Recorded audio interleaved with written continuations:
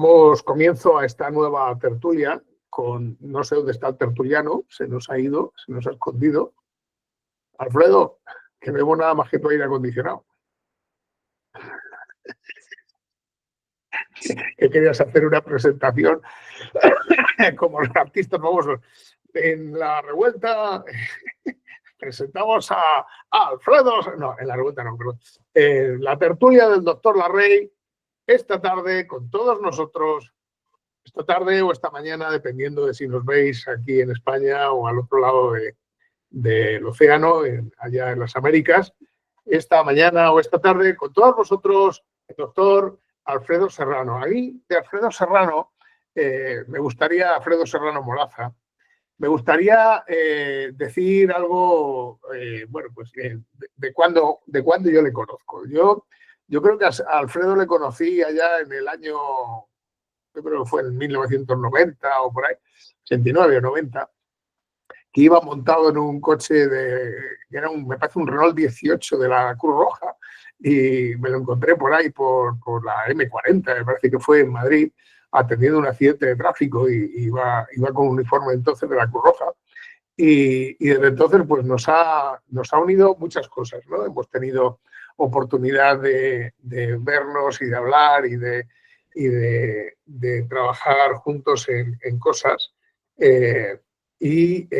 Bueno, pues ha sido siempre, es una persona a la que le dices, Alfredo, ven, y Alfredo se tira, o sea, no hace falta, no pone nunca un pero, siempre te planteas algo y siempre él dice que está disponible, ¿no? Y no sé, se me ocurren sesiones que hemos tenido cuando estaba en Castilla-La Mancha sobre el código puente en la parada cardiorrespiratoria.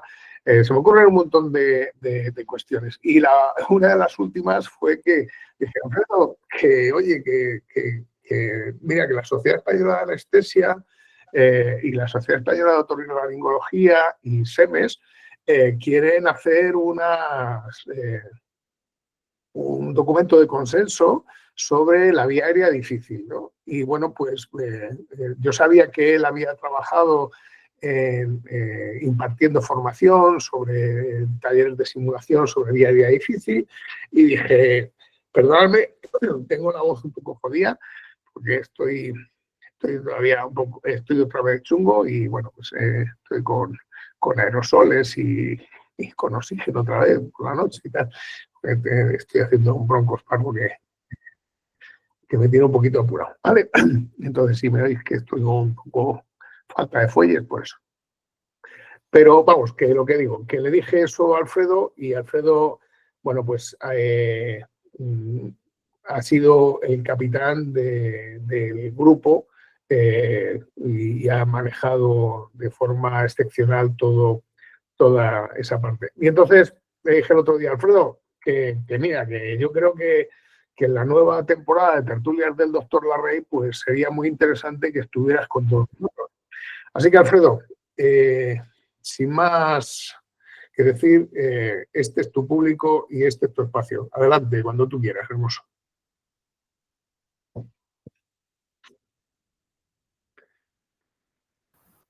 Está silenciado, ¿eh? Perfecto, sí. Vale, de acuerdo. Si me oís ahora... Alto y claro. Te vemos un poco borroso, eso sí. Bueno, eso no va a tener mucho arreglo.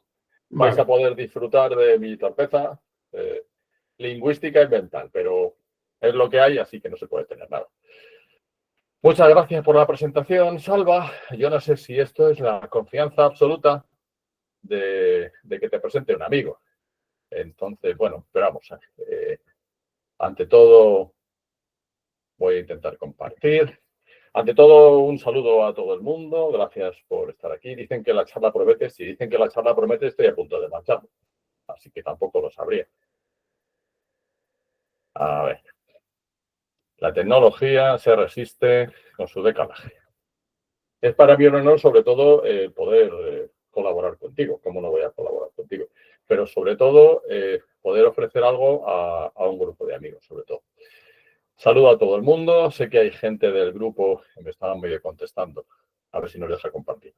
Me estaban comentando gente de SEDAR. Un saludo un guiño a la comunidad argentina, al grupo de trauma internacional.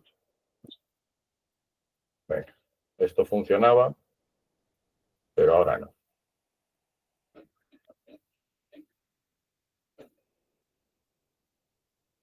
Pues dame un poquito de paciencia. Mientras tanto voy contando. Yo creo que no estaba en un R18 cuando me conociste. Pero bueno, está entrando. Ahí estamos. Pero vamos, yo creo que iban una de las subinmóviles de Cruz Roja. Pero vamos, tampoco tiene la mayor importancia. ¿Podrías estar viendo mi escritorio? Dime De algo. momento no vemos nada.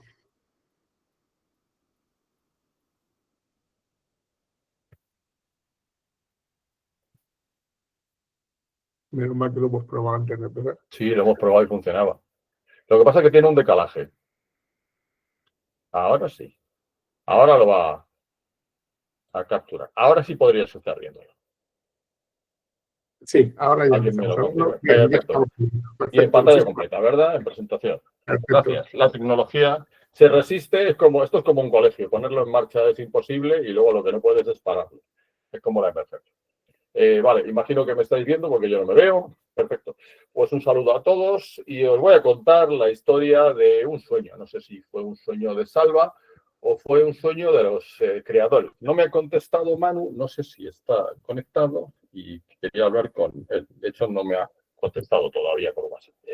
Este es un sueño de un grupo de trabajo de SEDAR que se inventó Manuel Gómez Ríos, que es anestesista en el hospital, en el Juan Canalejo de La Coruña, y por su contacto con Fandiño, con uno de nuestros representantes, uno de nuestros arietes de SEMES en Galicia, pues dijeron, ¿qué os parece si hacemos un grupo de trabajo y creamos un documento de consenso, un programa unificado y demás, y nos planteamos cómo puede ser el manejo de la biliar difícil? De paso, habíamos constatado las deficiencias de que no existe un registro nacional, ni siquiera en anestesia de vía aérea difícil. Bueno, pues ahí trabajamos todo el mundo. Y nada, y al final todo esto, como siempre, le cae a Salvador y dice, Salvador, ¿qué te parece si hablas con estos dos chicos y pues, le digo, pues está bien, porque como estoy empezando aquí en la emergencia, la verdad es que me vendría muy bien que alguien me conociera y pudiera estar conectado con esta historia. A partir de aquí, las tres sociedades, SEDAR, Sociedad Española de Anestesiología, SEMES y la Sociedad Española de Otorrinolaringología, cirugía de cabeza y cuello, es un reto para pronunciarlo. Nos embarcamos en revisar todo lo que estaba más o menos escrito o todo lo que teníamos acceso sobre el manejo de la vía aérea difícil a partir de los consensos internacionales y en concreto en SEMES, contando con este grupo de expertos a los que suelo entorpecer y a los que suelo molestar, nos embarcamos junto con Manu Gómez Ríos, en un documento de consenso que sirviera de inicio de trabajo a la creación, si es posible, de algún modelo de registro, primero por servicios, como siempre escalando, después por comunidades y después pues algo más ambicioso. No quiero decir un registro nacional porque suena como muy duro. De hecho, hemos intentado crear un registro de trauma durante 30 años y todavía no se ha conseguido. Así que, bueno, aquí estamos en el sueño. Siguiendo los dos trabajos de la American Society of Anesthesiologists y la Difficult Airway Society, que vamos a utilizar en siglas, la ASA y la DAS, nos planteábamos no solo hacer un registro, sino además comenzar con un programa unificado de formación. El proyecto toma diferentes formas, de forma interesante, pero las 4 primeras ya han sido publicadas, son diferentes publicaciones. Emergencia se resistió un poco a ser la pionera, Perdóname, la verdad es que... Perdóname, Alfredo. Mira, hay un faldón ahí en la pantalla que dice dejar de compartir y al lado pone ocultar. Si puedes darle a ocultar. Perfecto. Pensaba que no lo veíais. Gracias. Ahora lo tienes, ¿no? Se ha quitado, ¿verdad? Sí, correcto, gracias. Vale, perfecto. Bueno, Emergencias perdió el tren, pero SEDAR retomó la antorcha y publicamos las dos primeras entregas, la parte 1 y la parte 2, de las guías de anestesiología y reanimación para el manejo de la vía de difícil consenso. Que nadie se preocupe porque puede acceder, aparte de que lo he colgado en el grupo y en diferentes lugares, tenemos un QR, si escaneáis el QR que está en diferentes partes de la presentación, podéis acceder a un tweet fijado y tenéis los enlaces acortados y podéis bajaros los documentos. Si alguien es capaz de leérselo, que me lo diga, porque la verdad es que son totalmente inasequibles. Son 30 y 90 folios. Y bueno, el héroe que lo consiga, pues que me cuente qué es lo que pone. Los dos documentos que están publicados en Redar, el resumen ejecutivo en la acta ORL española, este no está en abierto, pero si alguien lo quiere que me lo pida, y la guía SEDAR, que es abreviada, que es una guía muy, muy abreviada, que se publicó en Emergencia. A partir de aquí, no sé si está conectado Manu. Me da la sensación que no. Manu, si estás abierto, ¿te puedes conectar? Voy a ver si está. Mira a ver si lo tienes. No le veo, ¿no? No le ves, ¿no? Pues entonces es que se ha liado. Damos 30 segundos. Pues sigo hablando. La idea es un manejo global. De hecho, al publicarse en Redar, en la revista Anestesiología y Reanimación, lo que intenta es sistematizar el manejo de la vía aérea difícil en los diferentes medios. De hecho, luego veremos que son 4 los medios y 4 los diferentes bloques de grupos que manejan la vía aérea difícil. Bien, intentaremos ver exactamente cuáles son las partes que podremos utilizar. Y en concreto, yo en la parte que os voy a contar, voy a hablar de la manejo de la vía aérea difícil. MVA aparecerá en las siglas, VAD como vía aérea difícil en el medio prehospitalario. Y hablaremos de VAD pre, fundamentalmente. Esos son mis documentos, ya sabéis dónde trabajo, ya sabéis a lo que me dedico. Bien. ¿Cómo es de importante el manejo de la vía aérea en concreto, no de la difícil, el manejo de la vía aérea? Tanto como que diferentes consensos desde el 2011 hablan de que el manejo de la vía aérea en el medio prehospitalario está dentro del top 5 del interés de las actividades, de las prioridades de manejo y de investigación de I+D. Solo superado por el Pre-Hospital Critical Care, Staffing, Training y Effect. Es decir, por el manejo conjunto de toda la emergencia, tan solo el manejo de la vía aérea está detrás. Es absolutamente fundamental, porque es crucial. Cuando es necesario el manejo de la vía aérea del paciente, es absolutamente crucial para su supervivencia, allí donde es necesario. Bien, a partir de los primeros datos, esta es una de las primeras diapositivas, os voy a ahorrar todo el desarrollo de datos. Quizá presentemos alguno al final del manejo de lo que es la vía aérea difícil, de cómo se presenta la vía aérea difícil en el medio prehospitalario. Hablábamos de que posiblemente, puesto que no hay estadísticas y no hay registros y tenemos solo datos fiables, los resultados son muy difíciles de comparar entre sí, posiblemente el riesgo relativo sea como 5 veces superior al de otros medios. Hablábamos de que el modelo médico puede ser un 5% y en el modelo paramédico puede ser hasta un 13%, pero puede ser muy complicado. Posiblemente el éxito en la intubación en el medio pre esté en torno al 98%. Son estadísticas muy optimistas. Yo creo que esto probablemente es una banda, es un rango muy amplio en el que en algunos medios el éxito en el primer intento de intubación no será más allá del 60-70% y en algunos otros llegará al 99%. Depende si están muy controlados y el medio tiene mucha experiencia. Pero eso es muy variable, dependerá de los países, de los modelos hospitalarios, de diferentes. Lo que sí es importante es que el fallo en el manejo de la vía aérea difícil, siempre y cuando sea capaz el grupo o el modelo de identificarlo y tener un registro y tener un procedimiento y ser capaz de abordarlo, posiblemente repercute en el 30% de la mortalidad en el medio prehospitalario.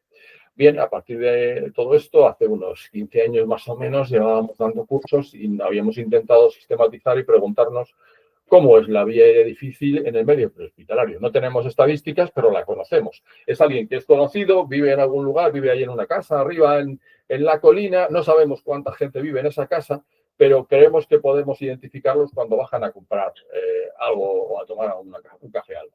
¿Y de qué factores depende? Fundamentalmente. Intentamos sistematizarlo. El núcleo, como siempre, yo que vengo de la humanización, el núcleo siempre es el paciente. Pero el paciente es algo más. En el medio prehospitalario, fijaos, vamos a jugar con los acrónimos. Es PPE, paciente, patología, entorno. Son los 3 núcleos en los que trabajamos. Además, al igual que nuestra formación de origen, posiblemente intensivista, posiblemente anestesista, posiblemente de otro rango, el conocimiento de material y dispositivos, el entrenamiento, acreditación y experiencia del operador, el manejo de procedimientos operativos y algoritmos, como por ejemplo los algoritmos de vía aérea difícil de la ASA, de la DAS, los algoritmos de RCP, todo lo que conocemos. donde existen, porque hay lugares en los que no existen algoritmos como tal. Y además tenemos todo el soporte bibliográfico y la evidencia. Y toda una serie de resto de letras. Este algoritmo es mucho más, el acrónimo es mucho más largo. De hecho, me sale un acrónimo tan largo que no, era totalmente inabordable. Estaba un poco aburrido el otro día. Cuando hacía esta charla, en 2 minutos me metí en la IA, hice, ¿cómo se llama? Se llama los programas del Logo Creator. Y entonces le lancé este acrónimo y me hicieron un logo. El primer logo me hicieron una presentación para un cartel en el borde de la carretera, que no sé si os gusta, pero que está curioso. Incluso uno de los Logo Creators me lanzó el modelo para hacer camisetas. Bueno, bien, vamos a intentar seguir trabajando. Puesto que el núcleo es paciente, patología y entorno, ¿cuáles son las características del paciente en el medio prehospitalario? Recordamos, el paciente que atendemos está enfermo por otro motivo. No ha ido a operarse, sino que está en situación de urgencia o emergencia vital. Está grave, crítico, agónico, inestable y en ocasiones con muy mal pronóstico. De hecho, el manejo de la vía aérea en el origen, los servicios de emergencia, los SEM, hace 30 años, fundamentalmente a quien intubaban eran los pacientes absolutamente en coma, agónicos y en parada cardiorrespiratoria. Todos esos con muy mal pronóstico. Afortunadamente, esto ha ido cambiando. El paciente casi siempre asumimos que está con estómago lleno y salvo que sea tu vecino conocido o que lo hayas atendido ayer o hace un rato que se ha vuelto a poner malo, no conocemos sus patologías previas, ni las alergias, ni las cirugías, ni el tratamiento. Tan solo tenemos una estimación de la edad, el género y a veces tampoco, o la prevalencia de enfermedades que puede tener en su grupo etario. Bien. A menudo tiene lesiones asociadas y hay otros factores. Posiblemente podría ocurrir, puesto que podríamos estimar cuál es la incidencia o la prevalencia de presencia de vía aérea difícil anatómica en la población, podríamos asumir cuál es la presentación. La vía aérea difícil anatómica viaja con el paciente, va con su DNI. De la misma forma que este paciente tiene un roto en la esquina superior derecha del DNI, puede tener un Cormac 3, puede tener un Cormac 4. No lo sabemos. Igual lo descubrimos al meter la lengua, o igual no lo descubrimos, o este paciente no se intuba, o es algo que nadie sabe. ¿No? Bien. Y lo que sí es verdad es que la toma de decisión habitualmente se debe tomar en minutos. Os dejo para que disfrutéis una epiglotis omega con la que os podéis deleitar e intentar pensar en algunas situaciones cómo podríamos introducir un tubo y lo más importante, ventilar a este paciente. O una vía aérea encharcada, una Bloody Airway que le llaman los americanos. No es un Bloody Mary, es un Bloody Airway. Hablamos luego de ella. Seguimos hablando. Paciente, patología, entorno. Vale. ¿Cómo es la patología por la que el paciente tiene que recurrir a ser intubado? Como decía, esta es la portada del manual de Brian Finch, el origen de los servicios de emergencia en Estados Unidos. Anyway, anything, anytime.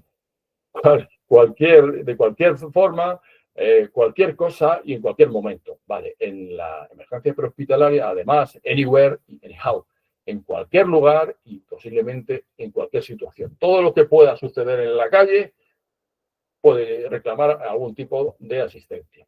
El paciente, en cuanto a patología, puede tener una situación de la vía aérea, estar hipóxico, hemodinámicamente inestable, como antes, grave, crítico, agónico en PCR, bien, y podría ser portador sin tener una vía aérea difícil anatómica, geométricamente, morfológicamente, pero podría tener una vía aérea difícil fisiológica, que aquí podría ser un hallazgo. Es relativamente frecuente en un paciente hemodinámicamente inestable, en el que además el manejo de fármacos es mucho más delicado. Con lo cual, bueno, pues jugamos con toda esta historia. ¿Pueden coexistir ambas? Pueden coexistir. Por ejemplo, es una vía difícil, pero de origen traumático en este caso.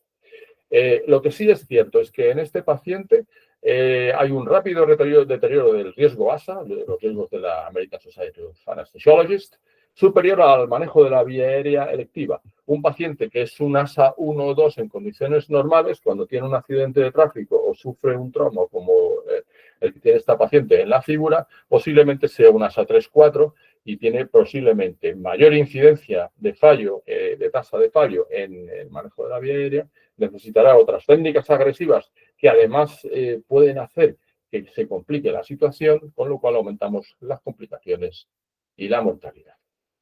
Por patología, si no entramos, está más o menos descrito en la guía y en el quinto artículo que está pendiente de entrega, pues los pacientes clásicos eran grupos, eran paciente en coma, agitado, hemodinámicamente inestable, paciente en parada, paciente en trauma grave y uno de los más catastróficos, el trauma maxilofacial, el trauma de la vía aérea. Pensamos que sí lo vemos de vez en cuando, la incidencia del trauma de la vía aérea in situ es muy bajita, menor del 1%, pero sí que es verdad que cuando tienes un trauma de la vía aérea por diferentes mecanismos, la mortalidad es altísima.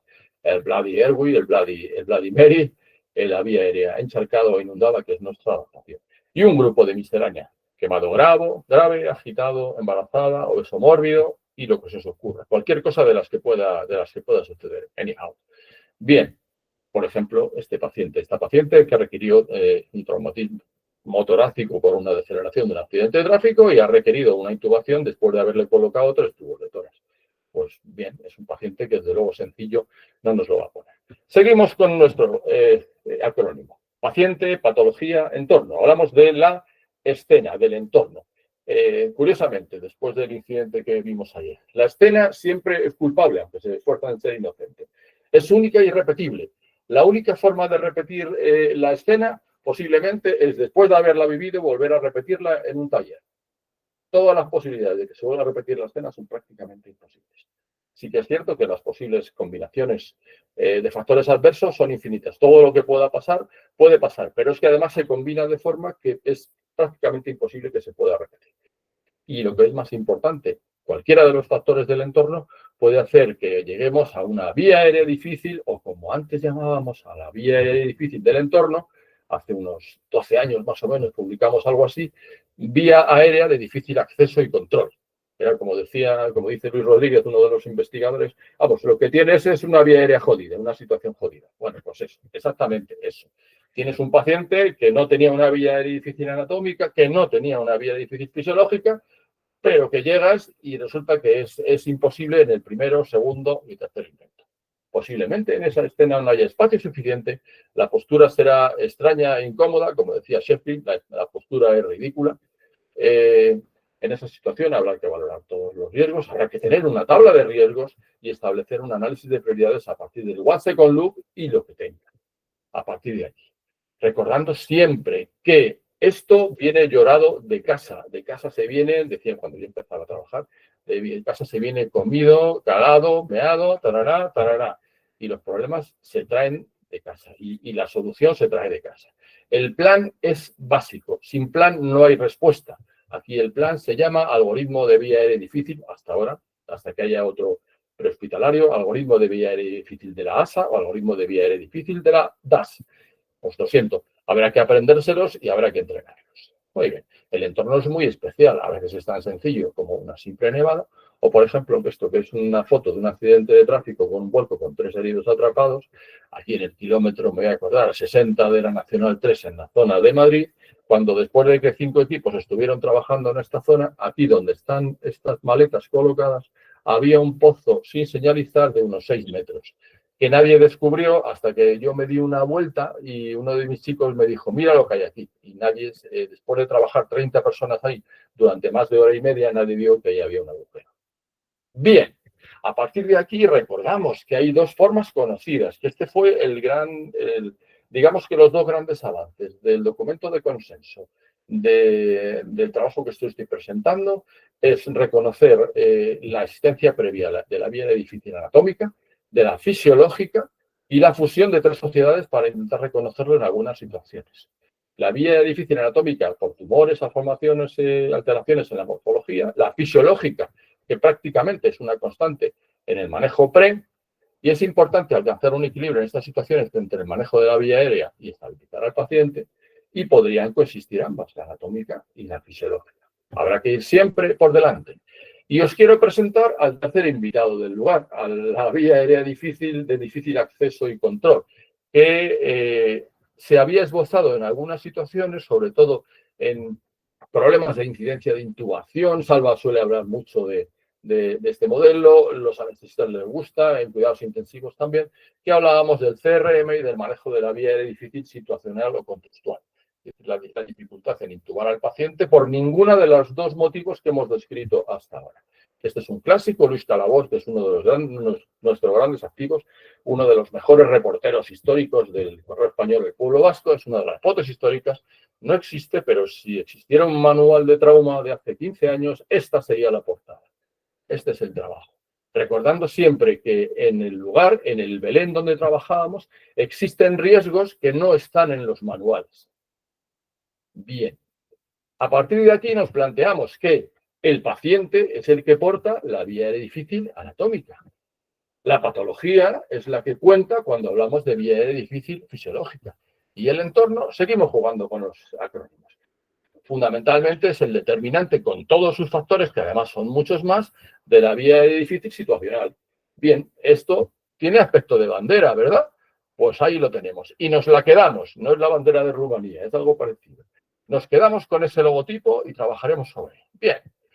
Vale, la vía aérea difícil situacional, el tercer invitado, el recién llegado, digamos, académicamente, aunque existe desde que el mundo es mundo, necesita un desarrollo específico, fundamentalmente. Cuanto más complejo el escenario, mayor control existe. Yo no paro de decírselo a todos mis chicos. Cuanto más compleja es la situación, más control exige por tu parte. Tenemos que estar mucho más agotados. Por eso un incidente con múltiples víctimas es tan duro. El trabajo fundamentalmente en equipo. En ningún otro lugar el manejo de la vía aérea es más en equipo que en el medio prehospitalario. Esto exige CRM, un análisis, una evaluación permanente y un feedback permanente. Fundamentalmente, la vía aérea difícil con la que nos vamos a encontrar es la vía aérea difícil imprevista. Y tenemos que hacer una búsqueda prácticamente esquizofrénica de la vía aérea difícil imprevista.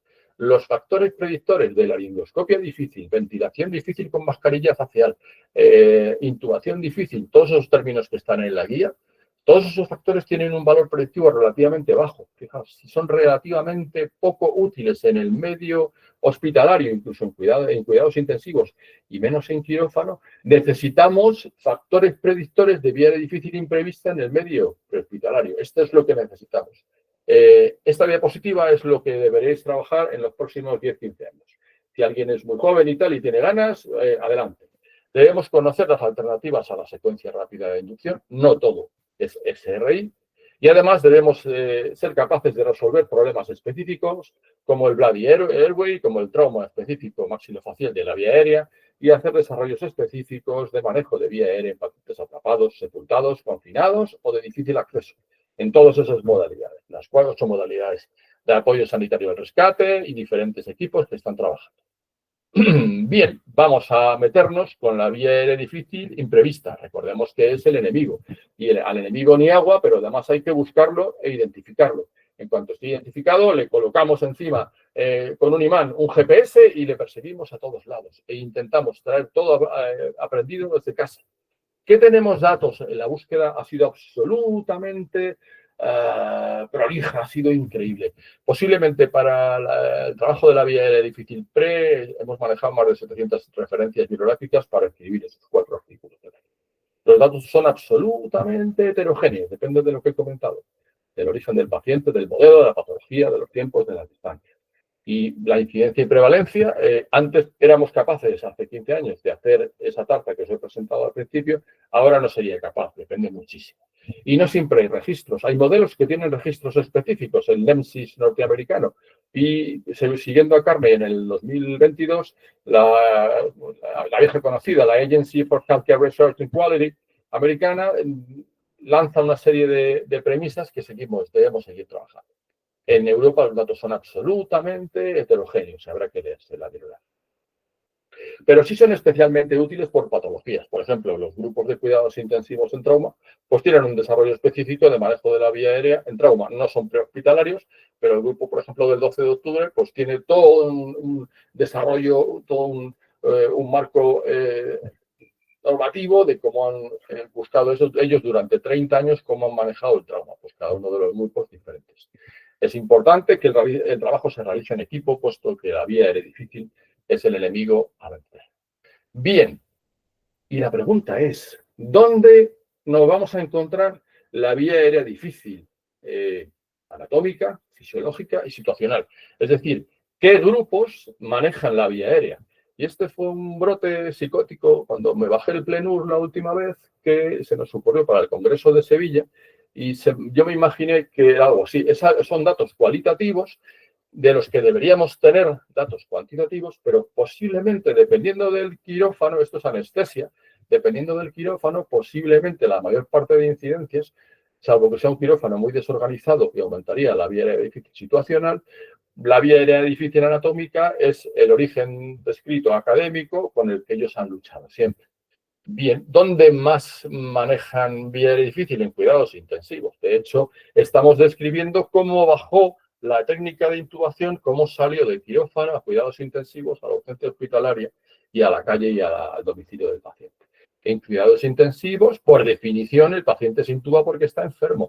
Tienen una incidencia relativamente baja de vía aérea difícil anatómica, posiblemente la prevalencia de su grupo poblacional, pero la fisiológica posiblemente debería ser. Es cierto que estos dos grupos están embarcados en conocer cuál es la incidencia de vía aérea difícil situacional, que, salvo en grupos muy desorganizados, en algunos medios incluso podría no reconocerse.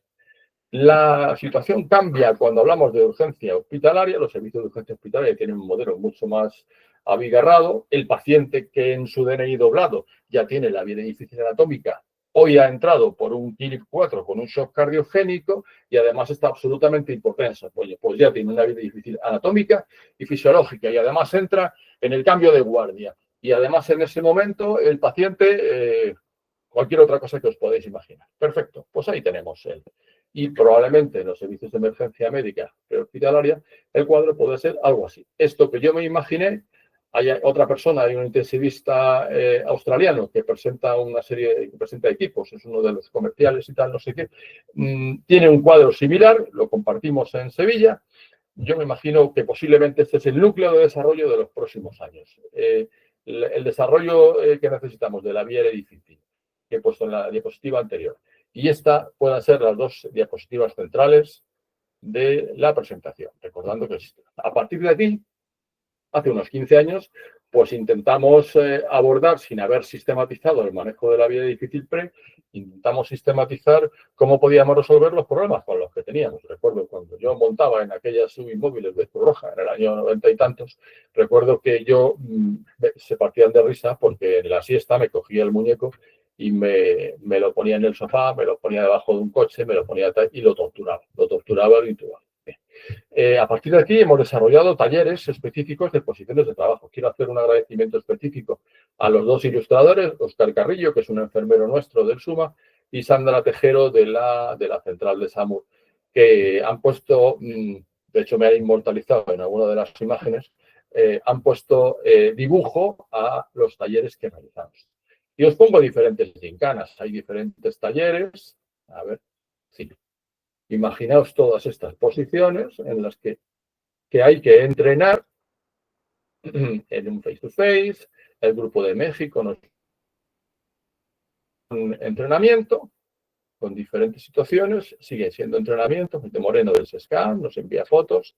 Esta es una enfermera de anestesia de La Paz que bajó a ver si podía intubar a un paciente atrapado en su vehículo. Bueno, el taller que simula que lo está. ¿De acuerdo? Yo pregunto siempre cuando este paciente está colgado, supuestamente atrapado, sepultado y tal, no sé qué, les pregunto si son capaces de meter ese tubo. Tan solo hay que cambiar las manos y entrenarlo. Manu Pons y Chia Bastán nos mandan este acceso en uno de los barrancos de Teruel, con el paciente al que tienen que intubar en esas condiciones.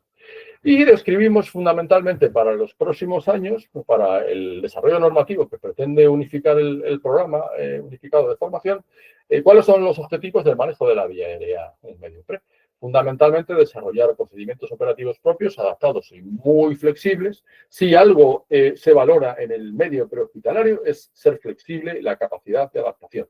Yo recuerdo en el año, cuando empezaba, cayó en mis manos un manual de los servicios de emergencia médica norteamericana, de Murray Hedges, del año 78, y decía que la cualidad básica del agente de emergencias es ser adaptable al medio.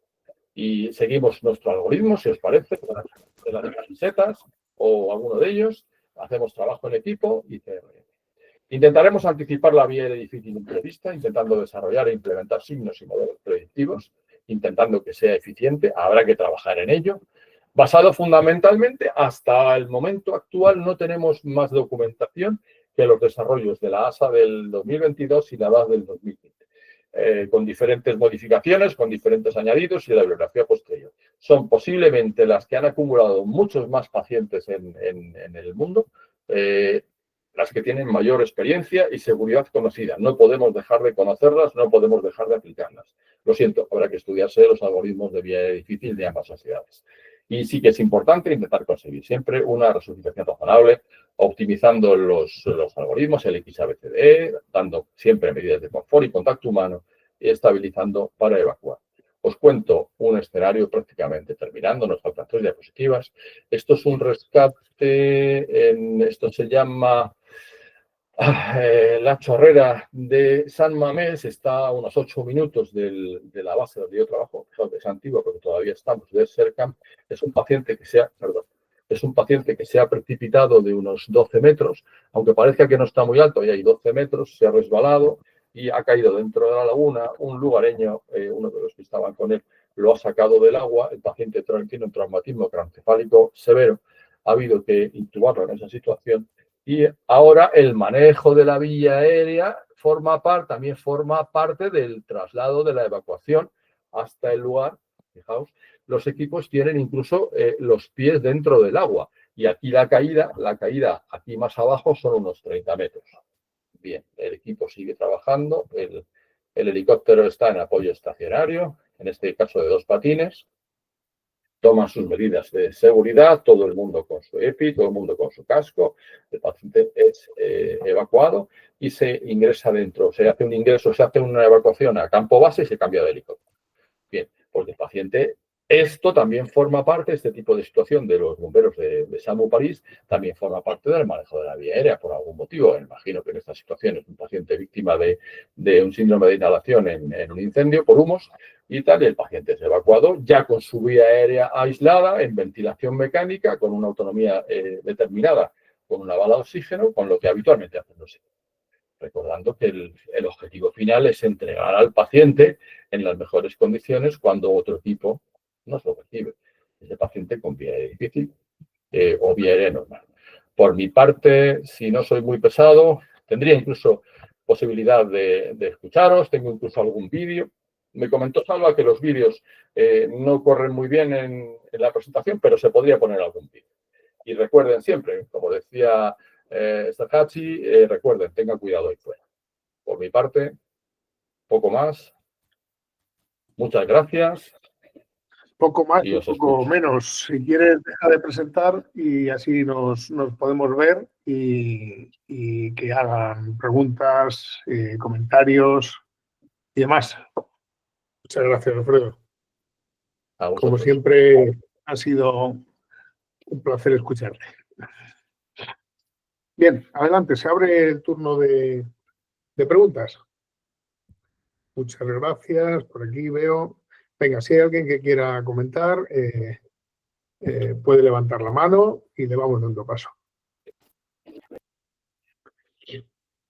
O puedo preguntar yo. También es una posibilidad. A mí para empezar, a mí me ha gustado y creo que siempre se habla de vía aérea difícil, pero fíjate que en este momento has introducido me ha gustado mucho el esquema este que has hecho de las manchas que parecía sangre, ¿no? Del paciente, de la patología y del entorno, ¿no? Creo que es algo que siempre hemos leído los manuales de vía aérea difícil referidos al mundo, sobre todo el mundo de la anestesia, no al mundo de la urgencia hospitalaria, quizás algo, pero a nivel de servicios de emergencia o de urgencia extrahospitalaria se ve poco. Y por lo tanto, yo siempre me ha gustado esa idea, ¿no? Yo recuerdo la primera vez que utilicé un laringoscopio a modo de azahón, como decía yo, ¿no? Clavándolo como si fuera un azahón en la tierra, pues ese momento en el que te das cuenta de que hay otras cosas diferentes a solamente el Cormac o otros elementos.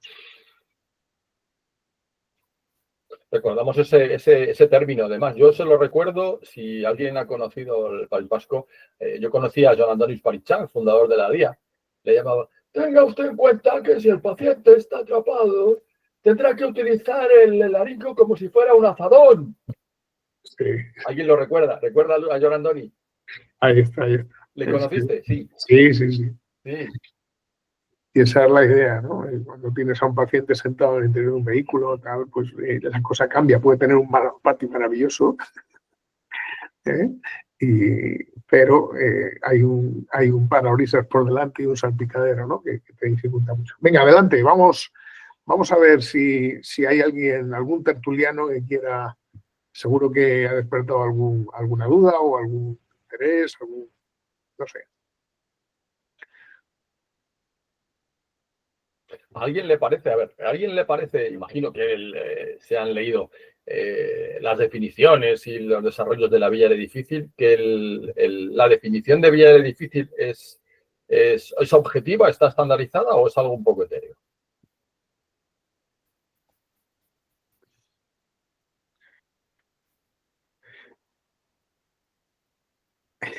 Estamos solos. Estamos solos, bueno. Que no. A ver. No estáis solos, ¿eh? Salva. No. Vamos, opiniones, A comentarios. ver, No estáis solos. No sé, En la buenas tardes. Mira, por orden, Felipe Jiménez, adelante. A ver, ¿Qué tal? ¿Cómo estáis?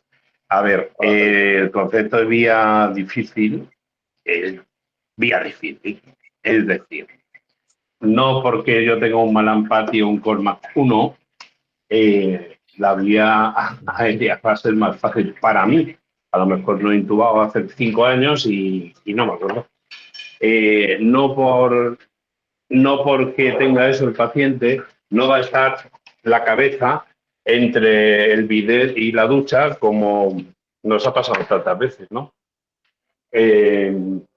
No sé, creo que es un concepto, bueno, se puede hacer más genérico en cuanto a una vía aérea difícil predecible, pero no en extrahospitalaria, que nunca sabes lo que te vas a encontrar. Felipe, La pregunta, pues, quizá, preséntate porque hay gente que no sabe de dónde eres, por favor. Ah, sí, soy del SUMA 112, extrahospitalaria de Madrid, de la Comunidad de Madrid, ¿vale? Y ya vamos levantando manos, que ya hay levantadas manos, Venga. así que ya, por favor, para hablar, levantéis manos. Alfredo, ¿quieres comentar algo? no. La pregunta era más concreta. Si recordáis cómo era la definición de vía difícil inicial del año 2015-2022, es así de memoria. Uno o más operadores experimentados en condiciones normales son incapaces de conseguir una intubación después de 3 intentos. Unas definiciones hablan de 3 intentos y otras no dicen el número de intentos. Esa es la definición original de vía difícil. Fijaos que deja todo una gama de interpretación. ¿De acuerdo? Lo digo porque no está claro, porque ya hemos definido, si habéis mirado la guía, hablamos de ventilación difícil con mascarilla facial, laringoscopia difícil, ventilación con no sé qué, dificultad al introducir dispositivos supraglóticos y dificultad al intubar al paciente con técnicas convencionales. O incluso dificultad con videolaringoscopios. Bueno, pues ese es el mundo en el que tenemos que ser capaces. Yo creo que este es un enemigo, no sé si fácil o difícil de vencer, pero desde luego que exige un trabajo metodológico y además necesitamos un registro en el que sepamos en la secuencia en la que estamos trabajando el número de intentos que hacemos y con qué cachivache de cada uno de ellos trabajamos. Y no os aburro porque yo me lo sé y César había levantado la mano. Sí, César Abed. Sí, por favor. Hace mucho que no te veo.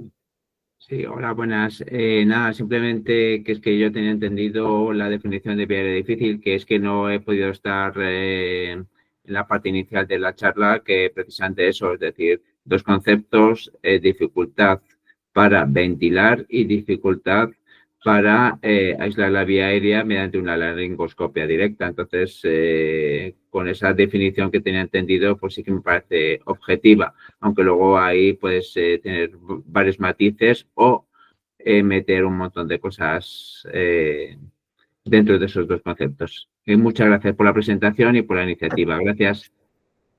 Gracias a ti. Gracias, César.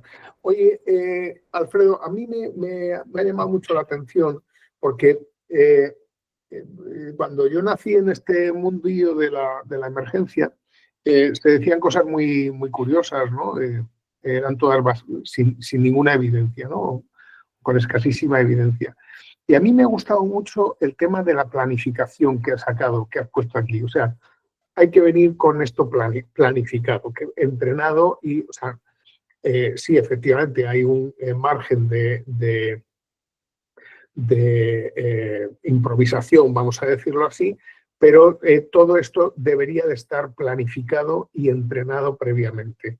Y en este sentido, creo que no son prolijos los talleres o las formaciones de vía aérea difícil de PPE. Vamos a llamarla así a partir de ahora, ¿no? Vía aérea difícil VAD-PPE. Yo creo que no se está dando suficiente importancia a este tema en la formación. Yo ahora mismo estoy en el departamento de formación del ZUMA y, por ejemplo, no es un tema que esté contemplado, ¿no? No es un tema que esté contemplado y, sin embargo, es un tema que nos puede generar una segunda y tercera víctima. Nos puede generar, la primera víctima nos la puede generar y la segunda y tercera, por supuesto, ¿no? ¿Qué te parece esto? Bueno, esto se llama algoritmo de manejo de vía difícil de la ASA. Y lo de siempre, el plan es básico, sin plan. Porque todo el mundo, la pregunta, yo cuando traje el ADLS, el Disaster Life Support de Estados Unidos, y tal, la pregunta de la segunda, tercera diapositiva, ¿por qué si alguien de repente estoy viajando y en el aeropuerto de Singapur encuentro un paciente en parada cardiorrespiratoria y digo, por favor, me trae un desfibrilador? Se me acerca alguien y dice, soy médico, pero es guineano. Y se me acerca alguien y dice, soy enfermera, pero soy de Sudáfrica. Y yo digo tal. Y la pregunta es, ¿por qué somos capaces de entendernos y hacer un trabajo en común? Respuesta. Porque hay un algoritmo unificado y todo el mundo lo ha conocido. Ese es el plan.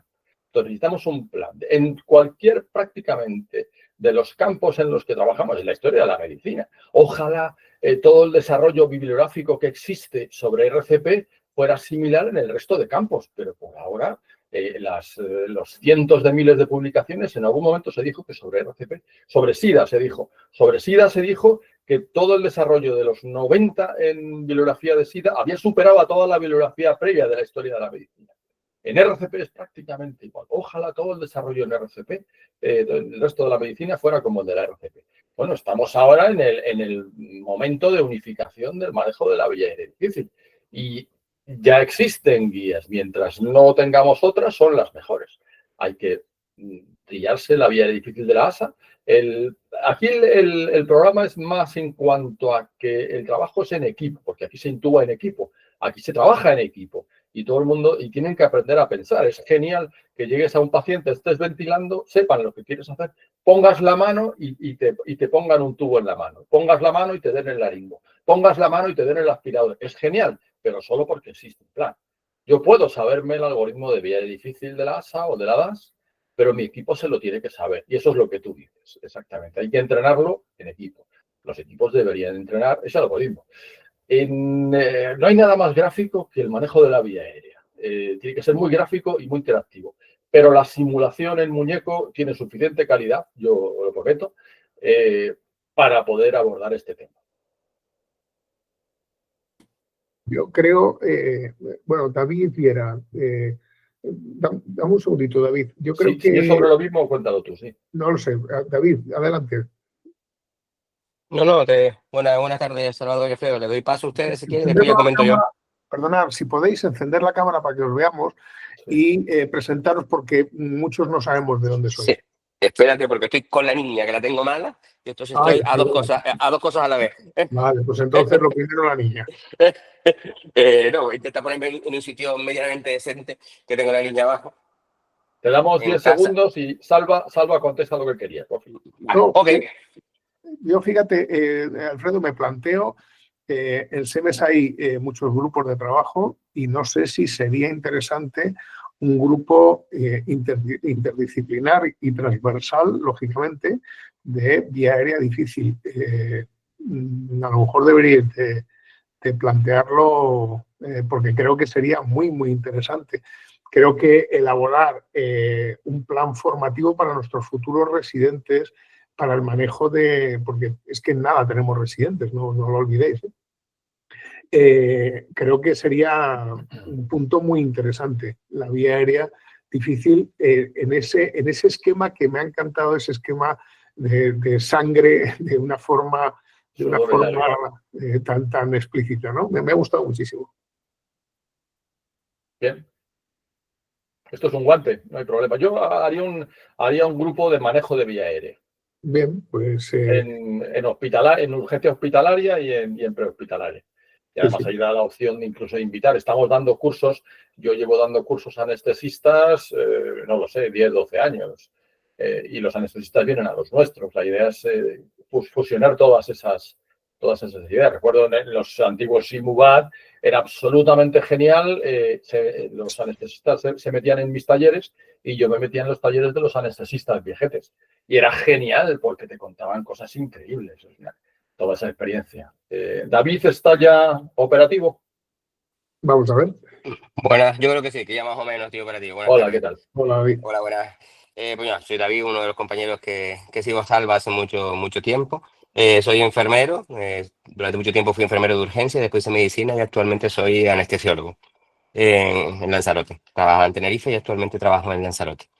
Nada, felicitarte por la presentación, Alfredo, porque ha sido excelente.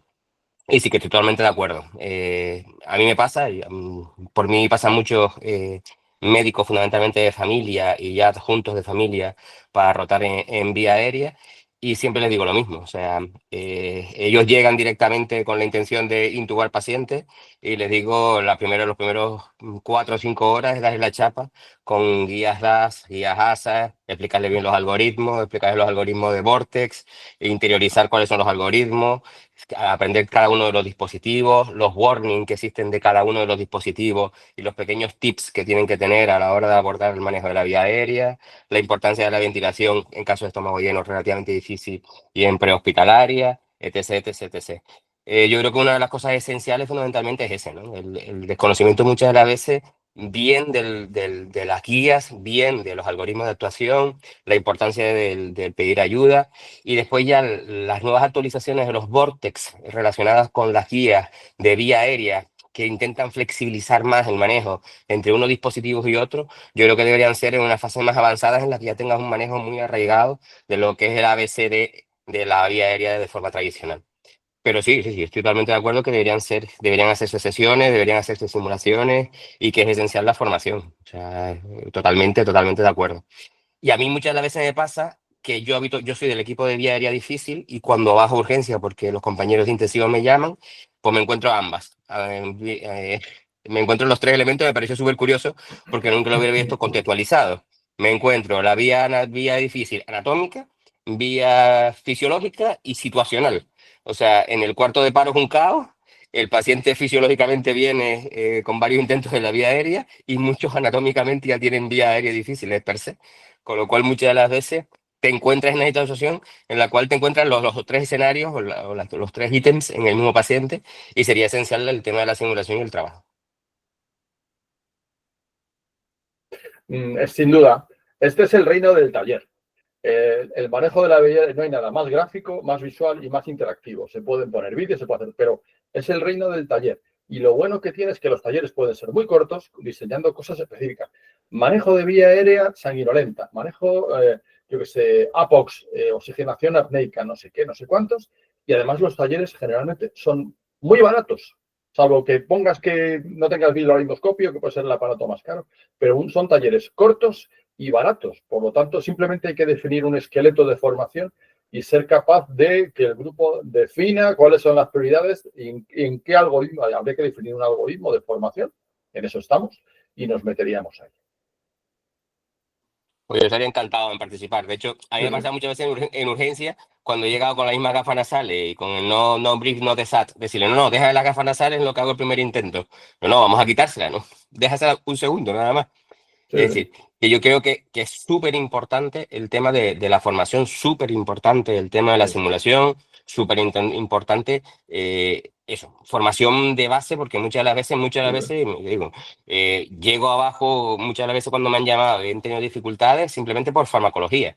Es decir, pues encontrar un paciente que estaba mordiendo básicamente el laringo y no que yo tuviese más experiencia, probablemente el médico que estaba abajo tuviese incluso más experiencia en esa vía aérea fisiológica compleja, sino simplemente ha sido dormirlo y relajarlo adecuadamente, ponerme la huevo para poder intubarlo y a la primera intubarlo. Pero probablemente por eso, por las nociones farmacológicas, porque estás acostumbrado al manejo de la vía aérea, entonces yo creo que es esencial el tema de formación, esencial. Y te sientes mucho más seguro cuando tienes un respaldo, cuando llevas el plan. Claro. Claro, en nosotros es relativamente fácil porque desde nuestro primer año de residencia, en mi caso, teníamos un plan de vuelo que llamábamos, que era el símil al americano de aviación, de tal forma de que en el manejo de la vía aérea teníamos nuestra simulación de plan de vuelo, A, B, C, D, y sabíamos perfectamente en qué parte nos encontrábamos del plan y cuando teníamos una paciente no ventilable, no intubable, ya se establecía la crisis, a partir del segundo intento ya pides ayuda de forma automática, malos predictores, ya pides ayuda a un compañero. Es decir, nosotros trabajábamos semestralmente simulaciones de vía aérea, con lo cual teníamos perfectamente clarificado en qué momento se pedía ayuda, cómo se pedía ayuda, cómo se ofertaba la ayuda, cómo se recibía la ayuda. Por eso yo creo que es esencial que eso se extrapolase a otros colectivos y a otros compañeros. Perfecto. Estoy totalmente de acuerdo. Creo que esa es una labor probablemente de ese posible grupo, ¿no? El definir cómo tiene que ser la formación, cada cuánto tiene que ser la formación. Cuando hablamos de CRM, ¿qué estamos diciendo realmente? Cuando hablamos de trabajar en equipo, ¿qué es lo que estamos diciendo realmente? No es lo mismo trabajar en equipo que trabajar en grupo y todos lo sabemos, ¿no? Y bueno, por desgracia, en muchas ocasiones lo que ocurre es que no se trabaja en equipo, sino que se trabaja en grupo. Y lo de pedir ayuda, pues, bueno, es algo que, bueno, ¿para qué vamos a andar pidiendo ayuda si somos nosotros la ayuda, ¿no? José Luis de Chávez, preséntate, por favor, que yo te conozco, pero mucha gente no, y estoy encantado de que estés aquí con nosotros. Gracias, Salvador. Bueno, sí, José Luis de Chávez, de la Argentina. Una enorme alegría de poder escuchar y ver nuevamente un gran amigo como Alfredo y a Salvador, que es un líder nuestro en simulación también en la Argentina.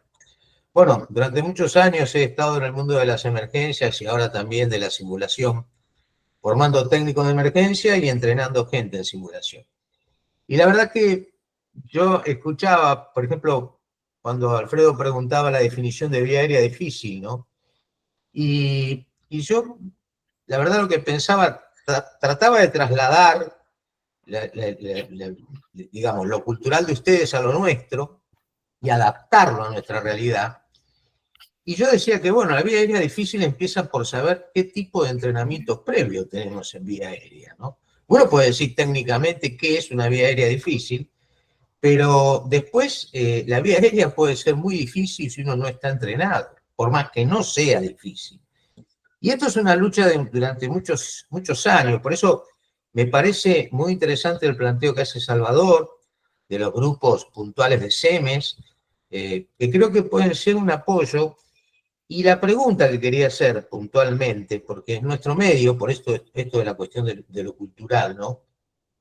En nuestro medio hay un problema serio que es la inclusión curricular de la formación en vía aérea, fundamentalmente en las residencias. Los residentes tienen formación en manejo de vía aérea, y hablar, digamos, en la etapa universitaria, ¿no? Que el déficit es muchísimo mayor en nuestro medio, reitero. Pero también en la residencia. No sé, digamos, si pasa por la capacitación que tiene la gente que coordina las residencias, pero no figura en la inclusión curricular la formación específica en vía aérea. Los residentes se forman a través de distintas vías, pero aisladamente, no todos. Y bueno, no sé La pregunta es, hoy, ustedes, tanto sea en lo que es la residencia de emergentología, aparentemente por lo que decía David, ya tienen un proceso claro, formativo, pero también si la inclusión curricular en lo universitario tiene valor o no en este tema.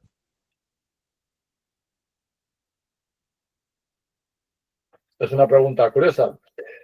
José Luis, un enorme abrazo, enorme abrazo. Hace mucho, pues, nos vemos muy a diario por diferentes medios, pero nada, un recuerdo emocionado a Luis Raña, que se nos marchó hace poquito. Un abrazo a toda la colonia por aquí. Bien, la forma en que cada país, cada medio aborda su formación es un problema de conocer su estructura. Y en realidad nadie conoce mejor que vosotros cuáles son vuestras necesidades y cuál es el origen de base de cada uno de los residentes cuando entran. Evidentemente, habrá que diseñar. Yo cuento con vosotros para diseñar los escalones de formación en vía aérea, más que en vía aérea difícil, en manejo de vía aérea, porque la vía aérea luego son añadidos en cada uno de los algoritmos y luego muchas recetas de cocina y mucho taller. En el momento que seamos capaces de llamarle a cada taller el taller 1A, el 1B, el 2A, el 2B, ya habremos hablado, intentaremos hablar el mismo lenguaje, si es posible. No se me ocurre otra cosa más que ponernos juntos a trabajar y unificar apoyos, independientemente de vuestro tipo de currículum o de las necesidades. Yo recuerdo cuando he estado con vosotros y tal, haber formado, hacer talleres en aquellos centros de alto rendimiento, en Lanús, en Ensenada, haber hecho talleres de descontaminación de múltiples víctimas y el origen formativo era el mismo, era ninguno y los equipos se formaban genial con los escalones que les proponíamos. O sea que eso es cuestión de ponerse. Tan solo hay que ser capaz de definir un camino unificado y todas las modificaciones que la experiencia nos vaya enseñando. No sé si te he contestado. Sí, está claro, Alfredo, pero es importante siempre escuchar tu opinión, que para nosotros es una guía permanente, ¿no? Bueno, eso es porque no tenéis otra. Gracias. Una preguntita. Veo a José Manuel Fandiño, que si está escuchando y tal... Dime, por favor. Un segundito. José Luis, has hecho referencia a la formación curricular en el grado, la formación en el alumno de grado. Yo creo que ahora mismo, existe al menos mi experiencia, no es un elemento curricular importante en el grado de la formación del estudiante de medicina, ¿no? Se les enseña, en algunas facultades se enseña el manejo de la vía aérea con la laringoscopia e intubación. Nosotros, por ejemplo, en la facultad en la que yo trabajo, desechamos la intubación porque creíamos que no era una competencia necesaria para todo médico cuando termina su carrera, que no sabemos a qué se va a dedicar en el futuro, que puede ser oftalmólogo y realmente lo que necesita es saber ventilar, abrir una vía aérea, saber abrir una vía aérea de forma manual, colocar una cánula de Guedel, como mucho enseñarle a utilizar un dispositivo supralótico tipo iGel o Fast Track o alguna cosa de estas, ¿no? Entonces desechamos porque creíamos que no era un elemento tan importante para el alumno de medicina, que tiene una curva de aprendizaje bastante larga y una curva de olvido también muy rápida, ¿no? Entonces, desde ese punto de vista no se incluye de forma importante. Pero sí que creo que nosotros que estamos trabajando ahora mismo en el desarrollo curricular de nuestra especialidad, que esperamos que no sé si en el 2026 ya sea nuestra primera promoción de residentes de medicina de urgencia y de emergencias, pues creo que este elemento tiene que estar muy presente. Estabas llamando a Fandiño, que sí, pero hay manos levantadas, si quieres. Está Tato, que le tenemos aquí, y Manuel Galván. Tato, que es como autor, te vamos a colar. Venga, Tato.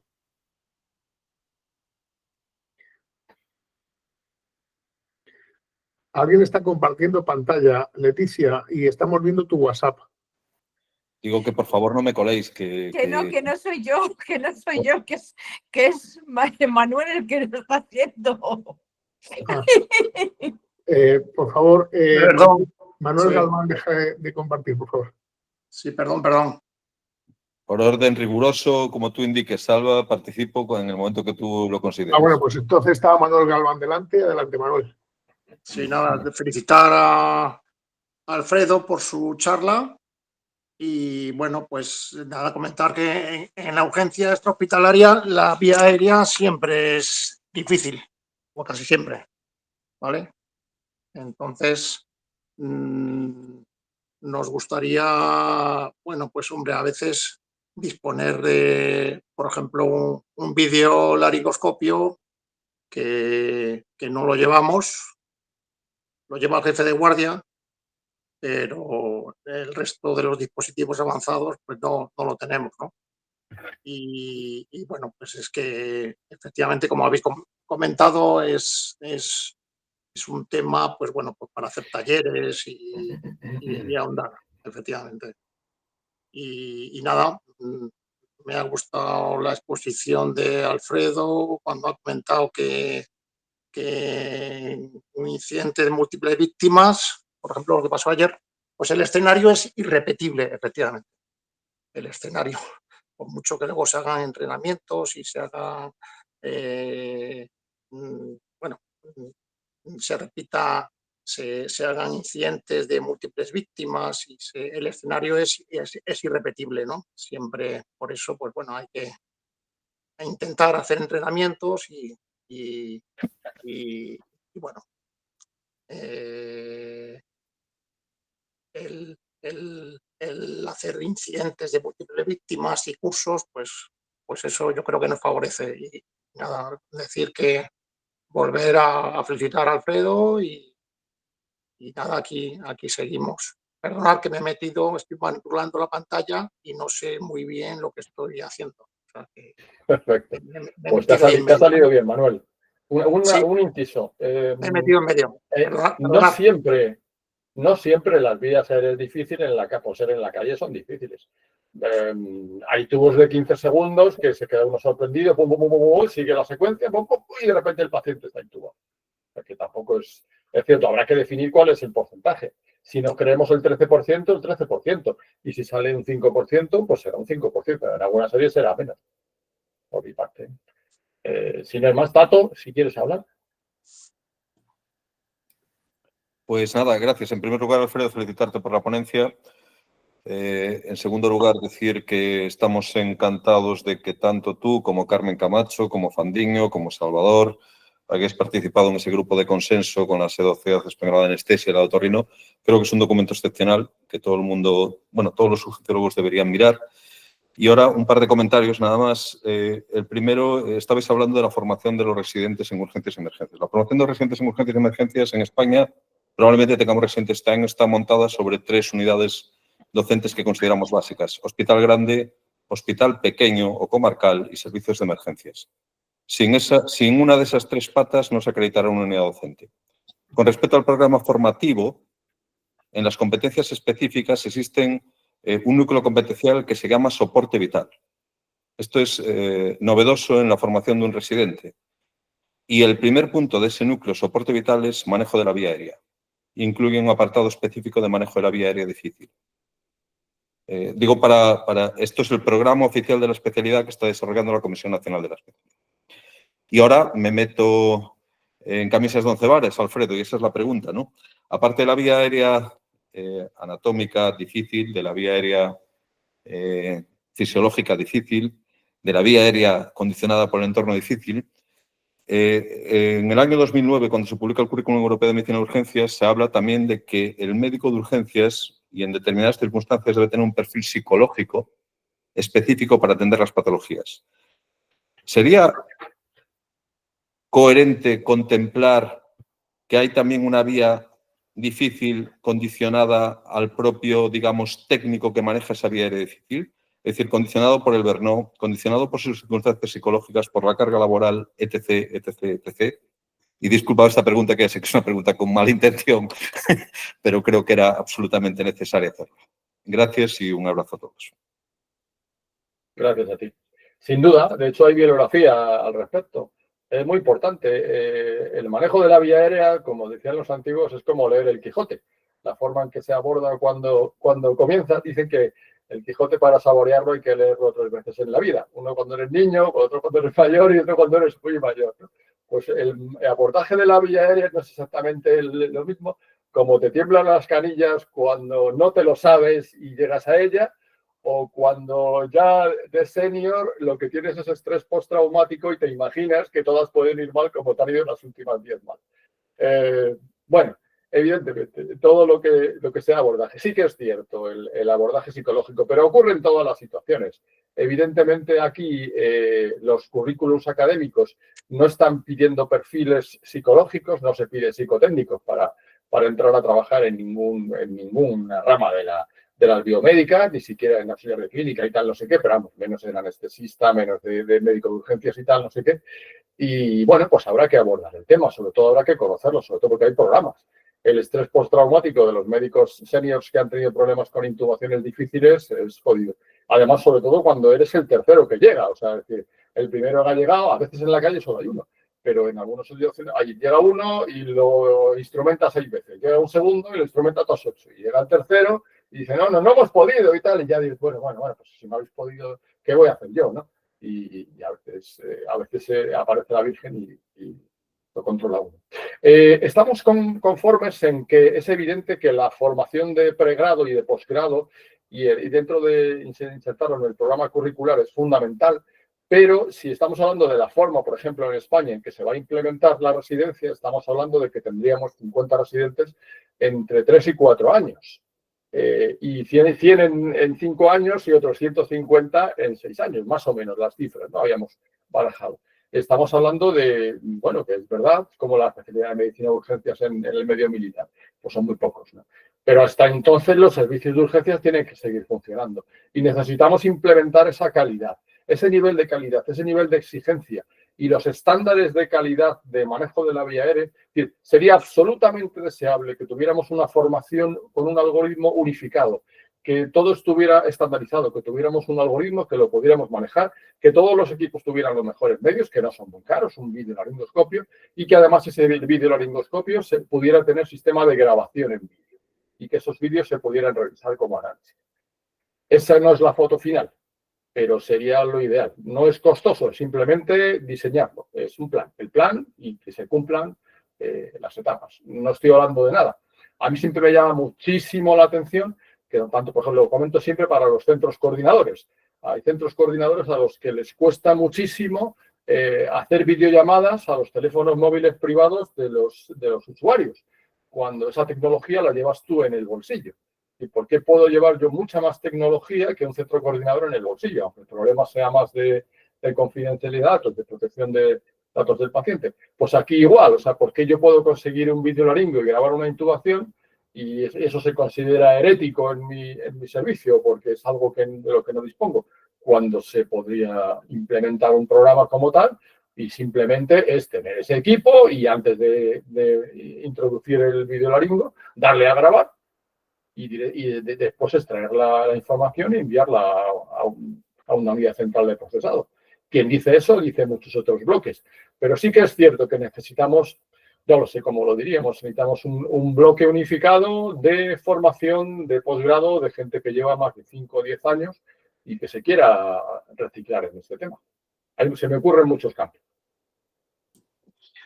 Fíjate, muchas gracias, Alfredo.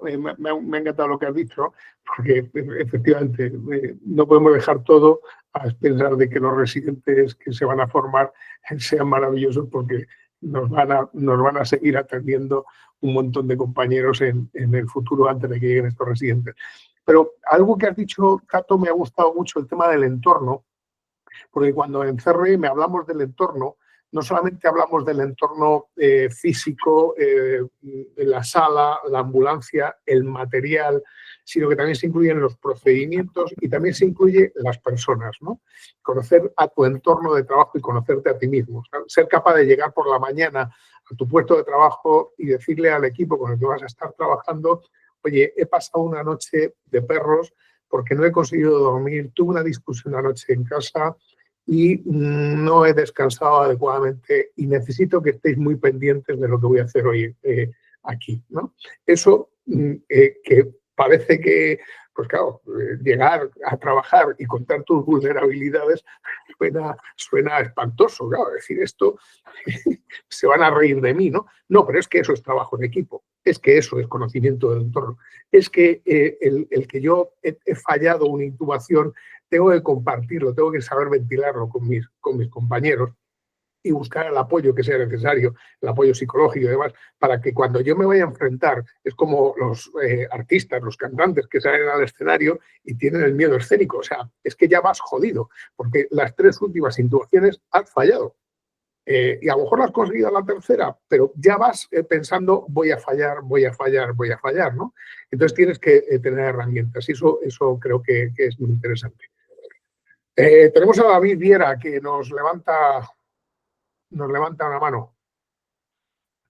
Buenas de nuevo. Bueno, la verdad que esta sesión yo me podría pegar toda la tarde porque soy un fan de la vida diaria. Entonces, cosas que he ido apuntando que me pareció súper interesante, súper interesante. Una primera, por ejemplo, me llamó mucho la atención el tema de que hablaba un compañero de que solamente el jefe de guardia tuviese el videolaringoscopio. Es decir, actualmente nosotros tenemos o preconizamos que el laringo va a desaparecer. O sea, casi todos los anestesistas de mi época se están comprando laringo porque pensamos que van a desaparecer textualmente. O sea, el tema de los videolaringos, actualmente puedes tener un desechable tranquilamente por un extra por 40 euros nomás. Es decir, que yo creo que también forma parte del propio profesional que sepa la importancia. Yo hago vía aérea difícil prevista con videolaringoscopia y con preparación de la vía aérea con perfusiones, con nebulizaciones de lidocaína versus fibro.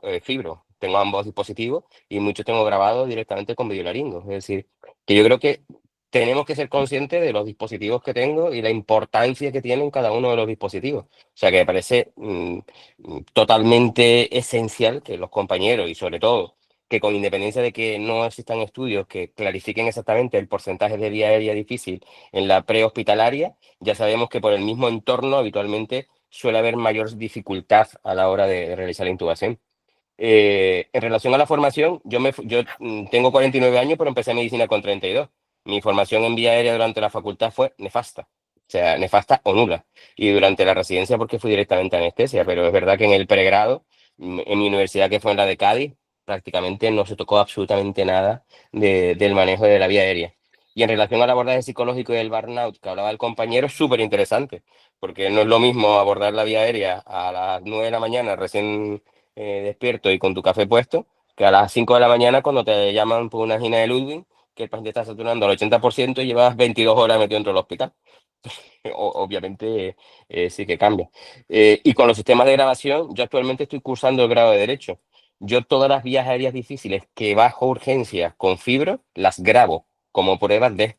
O sea, y además después lo utilizo como un elemento docente, con lo cual yo creo que también es esencial empezar a utilizar las grabaciones. Y después otra de las cosas que estuvieron hablando del CRM, yo habitualmente después de una situación de crisis siempre me siento con el equipo y pregunto, bueno, ¿cómo os habéis sentido? Primero le doy las gracias a cada uno de ellos, si no he conocido el nombre le pregunto el nombre y después, ¿cómo os habéis sentido? ¿Cómo podríamos haber mejorado?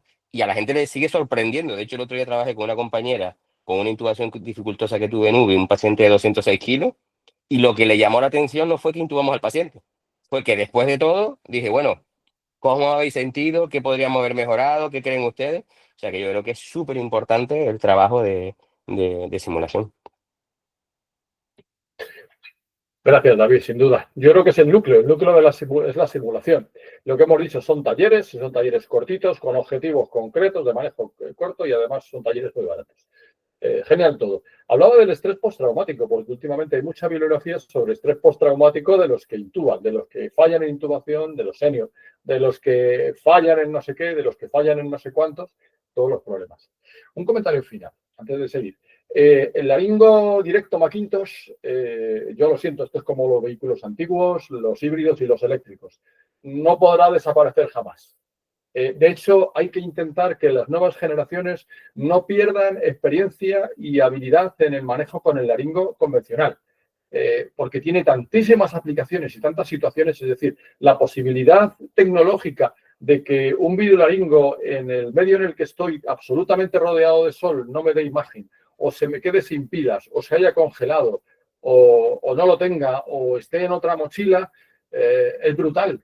Y además hay situaciones en las que no lo tengo. Estamos hablando, en el mundo actual, estamos hablando de países en vías de desarrollo. Es decir, ¿cómo puedo resolver el manejo de la vía aérea difícil en un campo de refugiados con 8.000 personas?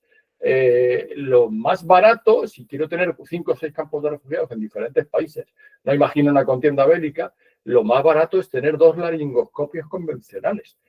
A coste, ahora están entre 12 y 14 euros. Estos laringos nuevos de fibra óptica con mango integrado, que valen 14 euros y pesan nada y lo puedes llevar en el bolsillo y no tienes ningún problema. No puedes prescindir de la técnica convencional. Eso quiere decir que no puedes prescindir tampoco de la experiencia acumulada que se pierde, que entrenar a nuestros residentes solo en videolaringo o solo en iTrack o solo en cualquiera de las modalidades puede ser un error, porque un día solo tiene el laringo convencional, se lo lanzas en la mano y empieza a darle vueltas y como si fuera un origami, ¿esto qué es? No sé lo que es. Y hay más manos levantadas, por favor. Por orden, lo controlas tú, Salva, ¿verdad? José Luis de Chávez otra vez, por favor. Sí, por favor. Sí, rápido porque hay mucha gente. No, bueno, primero agradecer a Tato Vázquez. La verdad que las referencias que hizo sobre la formación de residentes me parecieron realmente sumamente interesantes. Y también todas las cuestiones que hacen a lo psicológico, por llamarlo entre comillas. Nosotros hemos, después de una lucha bastante dura, hemos incorporado una materia en la formación de emergencia que se llama Factores Humanos en Emergencias. Y la trabajamos en distintos aspectos, desde el liderazgo, digamos, el trabajo en equipo, la comunicación, la toma de decisión, etcétera. Y nos basamos en la experiencia de lo vivido y a partir de ahí trabajamos el manejo del factor humano, ¿no? Cosa que nos está resultando muy interesante con un gran impacto en la recepción de la gente. Así que bueno, la verdad que yo no me voy a poder quedar mucho más tiempo, Salvador, francamente me tengo que ir, pero no me puedo ir. Muy interesante ha sido esto. Les agradezco muchísimo la alegría de verlo a Alfredo otra vez.